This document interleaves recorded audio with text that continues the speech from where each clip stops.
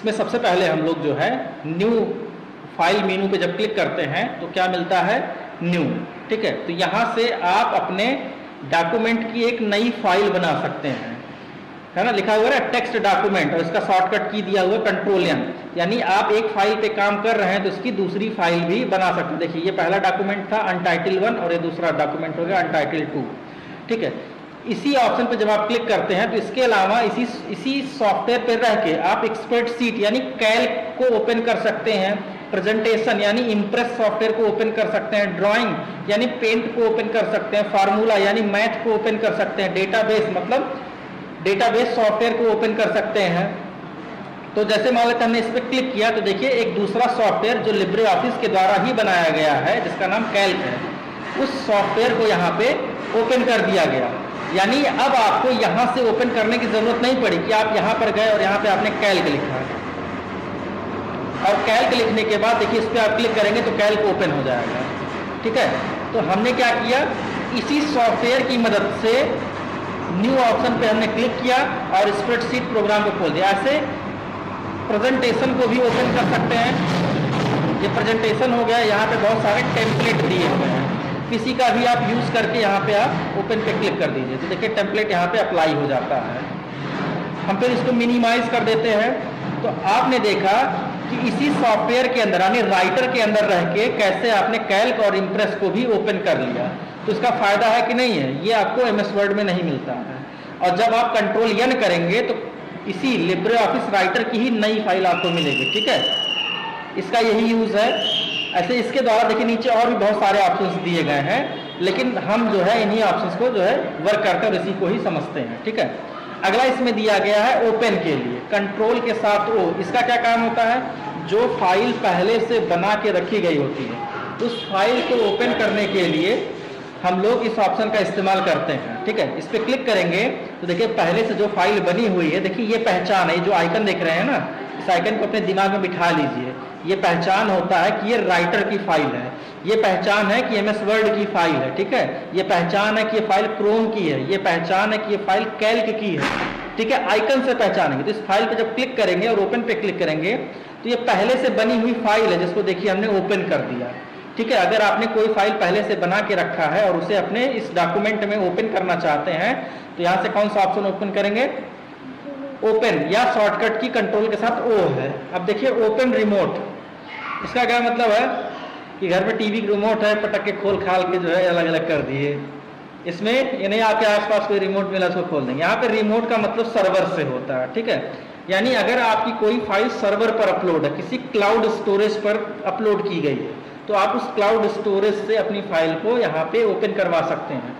अब cloud storage का मतलब जैसे हमारे मोबाइल में गूगल ड्राइव होता है ना, मोबाइल में है गूगल ड्राइव, तो क्लाउड स्टोरेज होता है। आप जो चीज उसमें सेव कर देंगे वो आपके फोन में नहीं सेव होता है, वो सर्वर पर सेव होता है, यानी किसी एक ऐसे लोकेशन पर सेव होता है।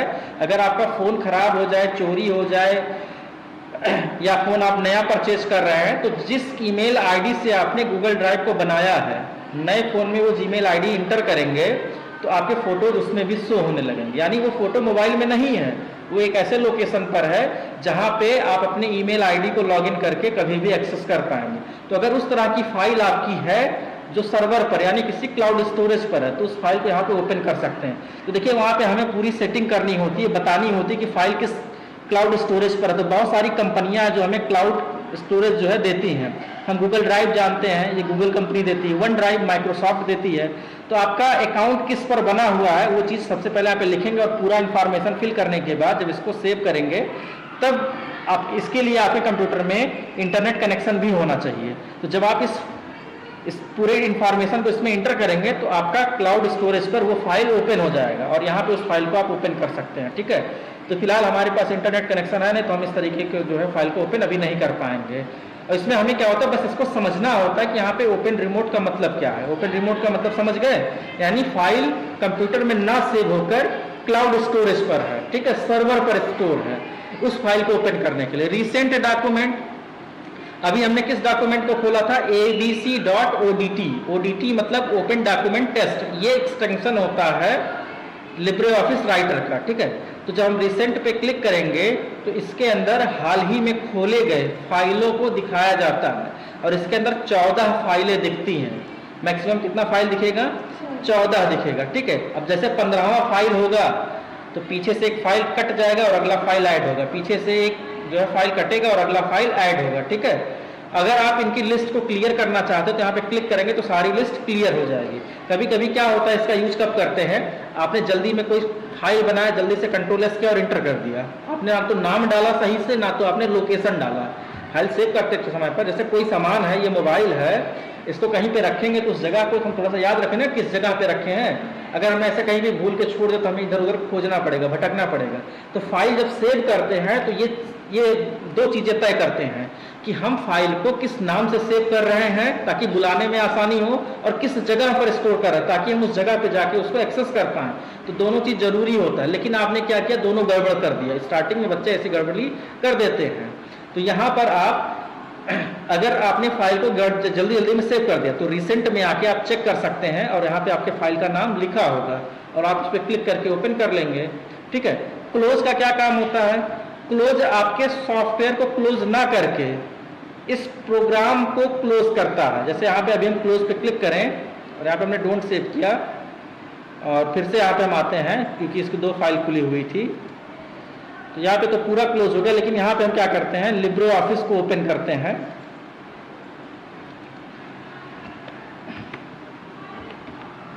ये देखिए हम सॉफ्टवेयर को इस तरीके से ओपन करेंगे, ये मेन हमारा सॉफ्टवेयर है, इस तरीके से ओपन करेंगे। इसको भी हम क्लोज कर देते हैं।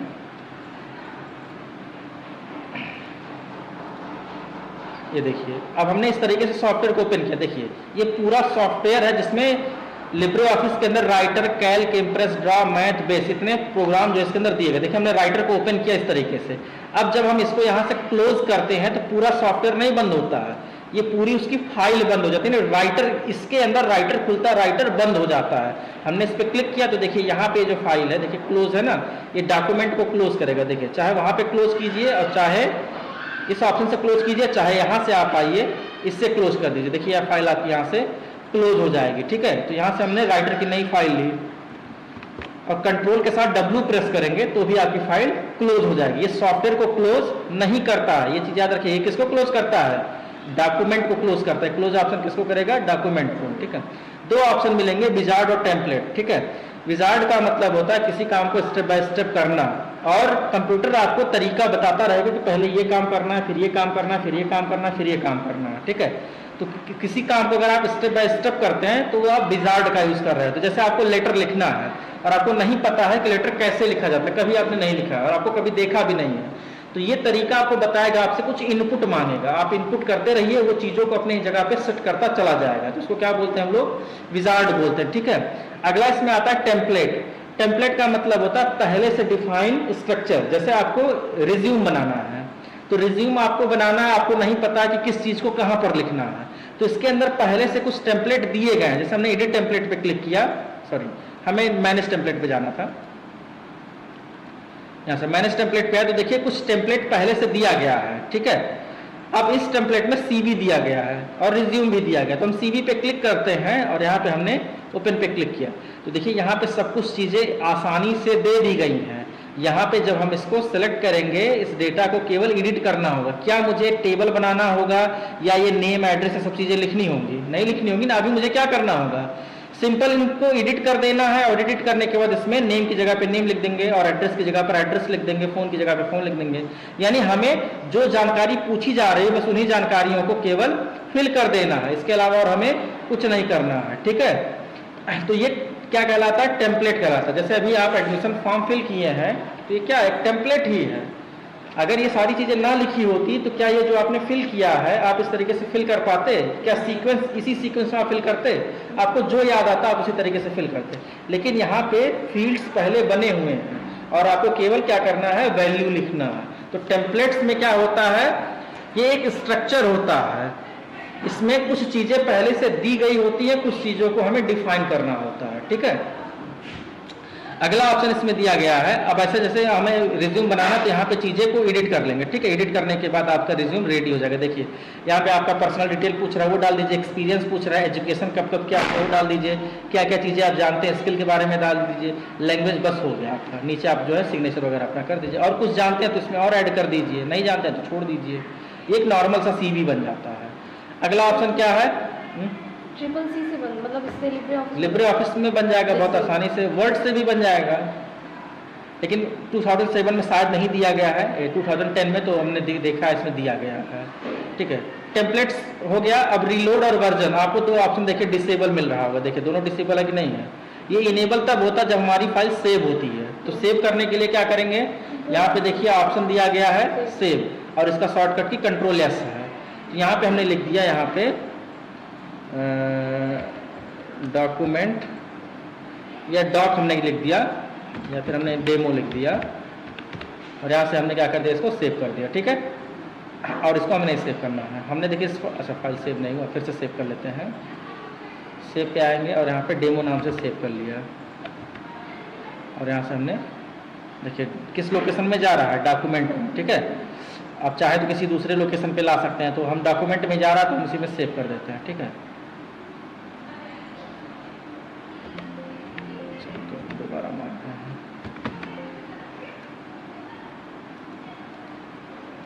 इसको डिलीट कर देते हैं, और यहाँ पे हमने डेमो लिख दिया और सेव पे क्लिक कर दिया। फाइल सेव हो गया ना, demo.odt, ठीक है। ODT इसका एक्सटेंशन है, यहाँ पे हमने क्लिक किया।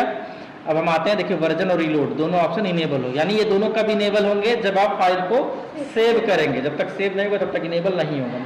रीलोड क्या काम करता है, जैसे मान लेते हैं आपने कोई फाइल खोला, फाइल सही से ओपन नहीं हुआ, तो एक बार आप रीलोड कर देते हैं। रीलोड करने से क्या हो जाता है, रिफ्रेश हो जाता है, ठीक है। अच्छा, इसके अंदर मुझे एक डेटा इंसर्ट कराना है, तो क्या लिखेंगे, हाँ DT और फंक्शन की का F3 प्रेस कर देंगे, तो इसके अंदर एक डेटा इंसर्ट हो जाएगा, ठीक है।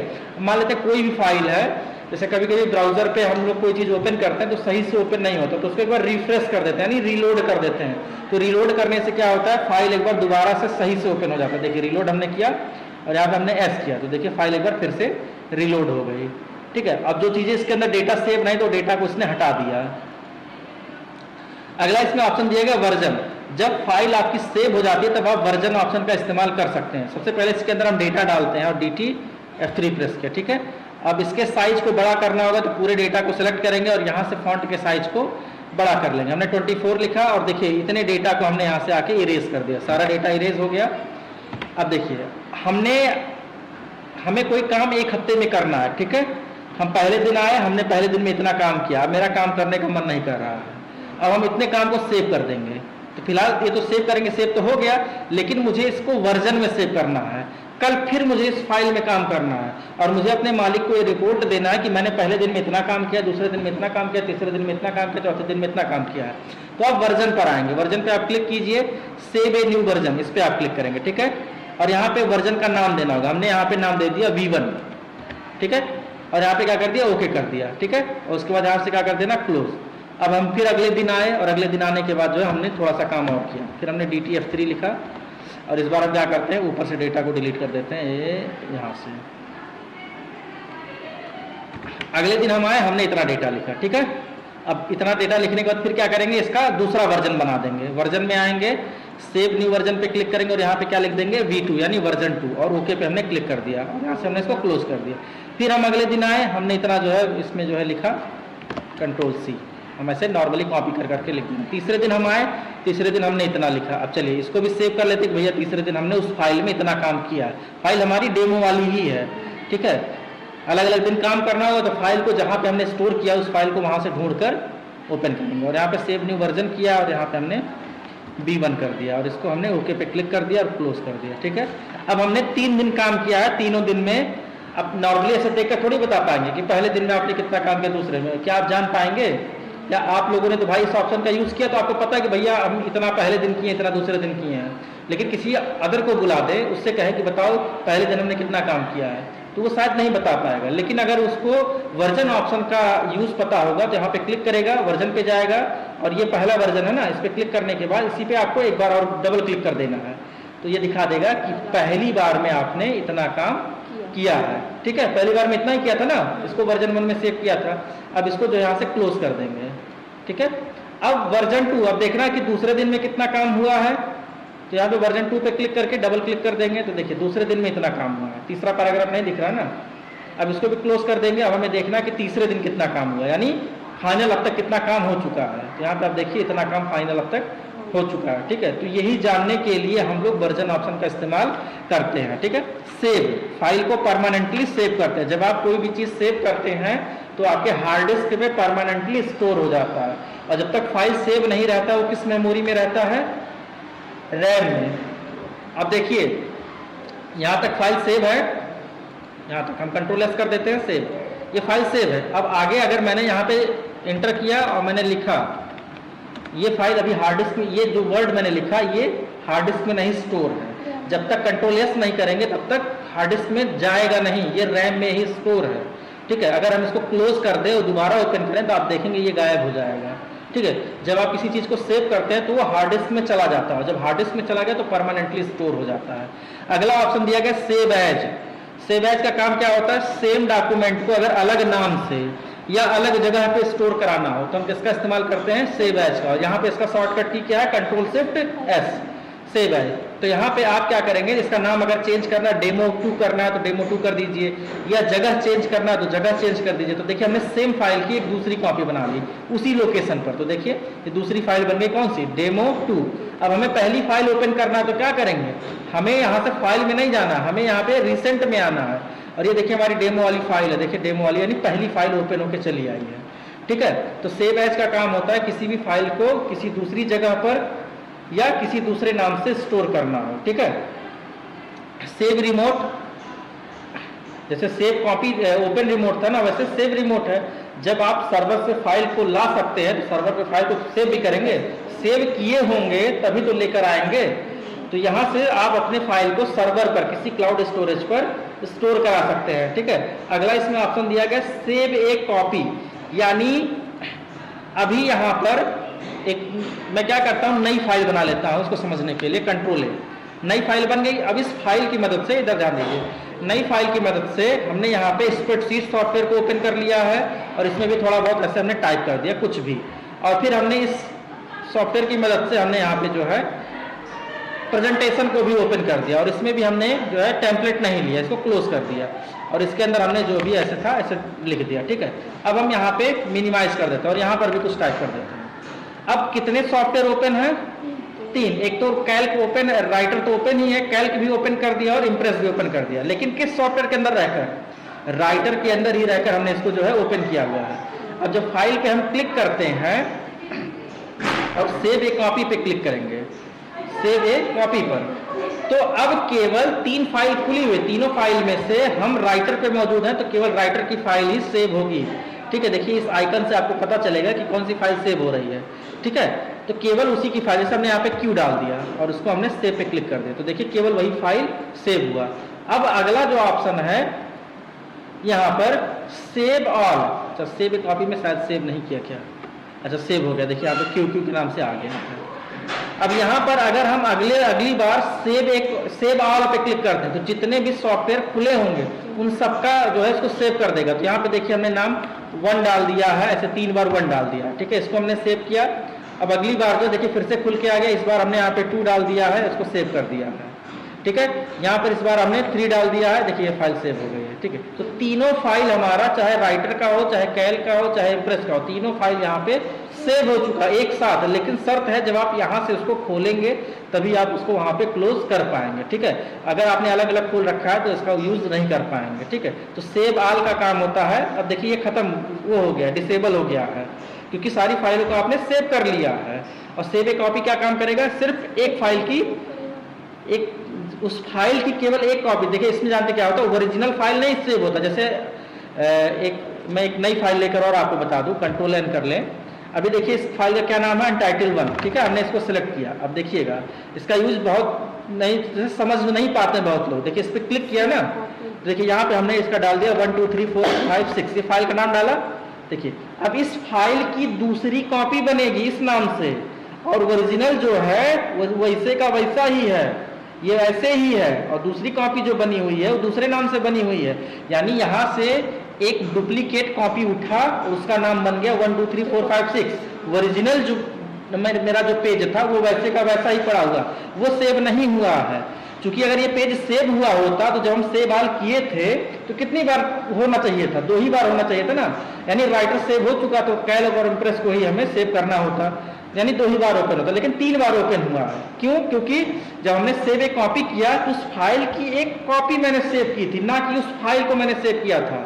तो यहाँ पे अगर आप रिसेंट में देखेंगे तो यहाँ पे देखिएगा अभी वो फाइल यहाँ पे ऐड नहीं हुआ है।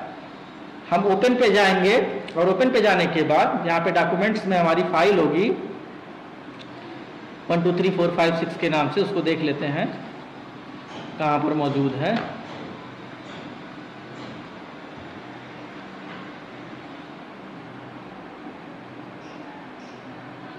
इसी के अंदर, इसी में तो आया था शायद। चलिए एक बार हम लोकेशन देखकर फिर से सेव कर लेते हैं, सेव ए कॉपी। इस बार लोकेशन हम जो है चेक कर लेंगे कहाँ पर सेव हो रहा है। तो सेव ए कॉपी पर हमने क्लिक किया। अच्छा देखिए यहाँ पे फाइल डॉक्यूमेंट्स में ही दिख रहा है। तो डॉक्यूमेंट्स में लेने के बाद हम क्या कर दे रहे हैं, कि डेमो नाम का एक डेटा है। अच्छा डेमो वाले में है, चलिए यहाँ पे डेमो नाम के डेटा में हम क्या कर दे रहे हैं, 98765 हमने ये लिख के सेव कर दिया है। ठीक है, तो ये फाइल दिख गया। अब हम ओपन पे क्लिक करते हैं, देखते हैं वो फाइल वहाँ पे है कि नहीं है। डेमो नाम का फाइल है। तो देखिए आप ये फाइल देखिए, उसी फाइल डेमो में ही स्टोर हुआ है। ये देखिए हो गया ना दोनों फाइल। क्या ये ओरिजिनल फाइल सेव हुआ है? ये नहीं, इसकी एक कॉपी सेव हुई है। ठीक है, तो दोनों में डिफरेंस है। सेव करने पे जो फाइल खुली होती है वही फाइल सेव होती है, और सेव एक कॉपी करने पर उसकी डुप्लीकेट कॉपी बन के सेव होके सेव हो जाती है। ओरिजिनल जो मेरा डॉक्यूमेंट होता है वो खुला का खुला रहता है, वो सेव नहीं हुआ होता है। एक्सपोर्ट बहुत बेहतरीन ऑप्शन होता है। जैसे आप कोई डॉक्यूमेंट बनाते हैं तो हो सकता हो आप उसको पीडीएफ में कन्वर्ट करना चाहें या ई बुक में कन्वर्ट करना चाहें, तो इसके लिए आप एक्सपोर्ट ऑप्शन का इस्तेमाल करते हैं। यहाँ पे जब आप एक्सपोर्ट ऑप्शन पे क्लिक करेंगे तो देखिए यहाँ पे EPUB यानी ई बुक ऑप्शन का दिखा रहा है, यानी एक्सटेंशन इस बार क्या इसने ले लिया, ई बुक का। यहाँ से आप पीडीएफ का फॉर्मेट ले सकते हैं। इसके अलावा बहुत सारे फॉर्मेट, फोटो का फॉर्मेट दिया हुआ है, राइटर में सेव कर सकते हैं, वेब पेज में सेव कर सकते हैं, PNG में सेव कर सकते हैं, यानी इमेज फॉर्मेट में, पीडीएफ में भी इसको सेव कर सकते हैं। EPUB जो फॉर्मेट होता है वो ई बुक की तरह होता है, यानी किताब की तरह होता है। ठीक है, तो आप चाहे तो ऐसे भी सेव कर सकते हैं ई बुक में, और यहाँ से आप चाहें तो पीडीएफ में सेव करते हैं। पीडीएफ में सेव करने का क्या फायदा होता है, पोर्टेबल डॉक्यूमेंट फॉर्मेट। जब कोई चीज़ आप पीडीएफ में शेयर कर देते हैं तो उसमें एडिट नहीं होता है। अगर हम आपको वर्ड की कोई फाइल शेयर करें तो आप उसमें कोई चीज़ अगर आपसे दब गया तो टाइप हो जाएगा, लेकिन पीडीएफ में वो फाइल में अगर आप कोई चीज़ लिखते हैं तो वो ऐड नहीं होगा, कुछ रिमूव होता है। ठीक है, इसीलिए चीज़ों को पीडीएफ में कन्वर्ट कर दिया जाता है। जैसे मैं जो क्वेश्चन पेपर आपको भेजता हूँ वो पीडीएफ के फॉर्म में होता है, वो एडिट नहीं होता है, उसमें से कोई चीज़ डिलीट या एडिट आप नहीं कर पाएंगे। अब एक्सपोर्ट एज यानी एक्सपोर्ट तो करेंगे लेकिन कुछ शर्त पे करेंगे। तो यहाँ पे एक्सपोर्ट एज पीडीएफ यानी डायरेक्टली आप पीडीएफ में कन्वर्ट कर पाएंगे, लेकिन यहाँ पे आपको क्या है, कुछ सेटिंग दिया गया है। उन सेटिंग को करते हुए आप यहाँ पर आप इसको पीडीएफ में कन्वर्ट कर पाएंगे। तो इसमें जो सेटिंग आपको ठीक लगे वो सेटिंग आप कर सकते हैं, नहीं तो डायरेक्टली पीडीएफ में कन्वर्ट कर सकते हैं। ठीक है, और यहाँ पे अगला ऑप्शन दिया गया है एक्सपोर्ट डायरेक्टली एज पीडीएफ, यानी बिना ऑप्शन के खुले आपको डायरेक्ट पीडीएफ में सेव करेगा। देखिए पीडीएफ फॉर्मेट है, आपसे कोई इस बार कोई जो ऑप्शन नहीं पूछता है। ऐसे सेम यहाँ पर है अगला इसमें ऑप्शन एक्सपोर्ट एज EPUB यानी ई बुक में आप सेव कर सकते हैं। तो देखिए आपसे कुछ क्वेश्चंस कर रहा है, कोई सेटिंग पूछ रहा है कि आप कैसा उसमें जो है सेटिंग करना चाहते हैं, तो जो सेटिंग करना चाहें कर दें, उसके बाद तब आप इसको ई बुक में सेव कर सकते हैं। इसके अलावा यहाँ पे डायरेक्टली आप करेंगे तो डायरेक्टली आपको बिना कोई भी क्वेश्चन किए आपको डायरेक्टली सेव करने का ऑप्शन दे दिया है। ठीक है, जब आप इसको ई बुक में सेव करेंगे तो देखिए इस तरीके से वो ई बुक में सेव हो गया। अब ई बुक वाले फाइल को ओपन करने के लिए आपके पास ई बुक रीडर नाम का सॉफ्टवेयर होना चाहिए, तभी ये ओपन होगा, नहीं तो ओपन नहीं होगा। यहाँ से हम ओपन फाइल पर आते हैं, तो अभी देखिएगा डेमो नाम की फाइल में है, ये देखिए अभी ये ओपन नहीं होगा क्योंकि इसको ओपन होने के लिए जो सॉफ्टवेयर मेरे पास होना चाहिए वो नहीं है। लेकिन अगर देखिए आप एक ये फाइल इस तरीके से बना, इसका मतलब ये ओपन नहीं होगा। लेकिन ये देखिए ये दिखा रहा है ये पीडीएफ के फॉर्मेट में बना, इसको डबल क्लिक करेंगे तो देखिए पीडीएफ फॉर्मेट में फाइल ओपन हो जाएगा। ठीक है, इसके लिए आप अलग से पीडीएफ रीडर भी होता है, उस पीडीएफ रीडर में फाइल ओपन हो जाता है। लेकिन ई बुक वाला फाइल जब तक आपके कंप्यूटर में सॉफ्टवेयर नहीं होगा तब तक ओपन नहीं होगा। ठीक है। सेंड है तो देखिए ईमेल वगैरह के जरिए आप यहाँ से अपने डॉक्यूमेंट को किसी को शेयर कर सकते हैं, ठीक है। इसके लिए क्या चाहिए, इंटरनेट कनेक्टिविटी, और जिसको भेजना होगा उसका ईमेल एड्रेस वगैरह पता होना चाहिए, ठीक है। तो इसकी फिलहाल जरूरत हमें नहीं पड़ती है। प्रिंट प्रीव्यू, ये देखिए सॉरी, प्रीव्यू इन वेब ब्राउजर, अगर आप अपने डॉक्यूमेंट को ब्राउजर पर देखते हैं तो कुछ इस तरीके से दिखेगा, देखिए, ठीक है। अगर आप अपने डॉक्यूमेंट को ब्राउजर पर देखेंगे तो इस तरीके से आपको डेटा जो है ब्राउजर पर दिखता है, तो इसके लिए है। अगला इसमें प्रिंट प्रीव्यू, इसका शॉर्टकट की इंपॉर्टेंट है कंट्रोल शिफ्ट ओ, यानी जब आप डॉक्यूमेंट को प्रिंट करेंगे तो किस तरीके से दिखेगा, तो यहाँ पे आप क्लिक करके चेक कर सकते हैं। यहाँ से भी आप जो है डॉक्यूमेंट पे इस पे क्लिक करेंगे तो प्रिंट आउट उसका निकाल देगा, जो एक्टिव प्रिंटर होगा, ठीक है। क्लोज करेंगे तो आप अपने डॉक्यूमेंट में फिर से वापस आ जाएंगे। इसके अलावा यहाँ पे प्रिंट का ऑप्शन दिया गया कि डायरेक्ट आप प्रिंट का कमांड दे दीजिए, यहाँ से प्रिंट कमांड को चुनेंगे तुरंत हम डेटा जो भी हमारा एक्टिव प्रिंटर होगा इस कमांड को एक्सेप्ट करेगा और उसका प्रिंट आउट निकाल देगा, ठीक है। अगला इसमें दिया प्रिंटर सेटिंग, अगर आप अपने प्रिंटर में कोई सेटिंग करना चाहते हैं, जैसे कहने का मतलब हमारे पास दो प्रिंटर हैं, एक जो है इप्सन कंपनी का है और एक जो है हमारे पास एचपी कंपनी का है।